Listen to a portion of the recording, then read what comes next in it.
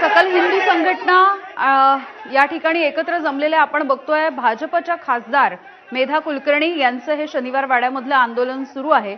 या शनिवार वाड्यामध्ये नमाज पठण करण्यात आलं, अशा पद्धतीचे काही व्हिडिओ देखील मेधा कुलकर्णी यांनी दाखवलेले आहेत आणि त्यामुळे इथे कारवाईची मागणी होतीये। सोबतच शनिवार वाड्याच्या बाजूला एक दर्गा आहे आणि हा दर्गा सुद्धा हटवण्याची मागणी केली जाते। सोबतच या ठिकाणी आता भगवं निशाण फडकवण्याचा प्रयत्न देखील या सगळ्यांकडून केला जाताना आपण पाहतो आहोत।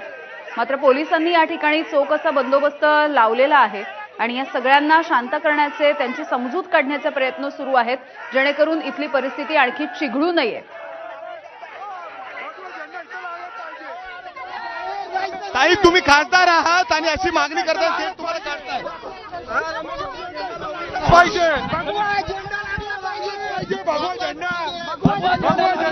पाहिजे, भगवा झेंडा पाहिजे। हिंदू संघटना, पतित पावन संघटनाकडून जोरदार आंदोलन होतंय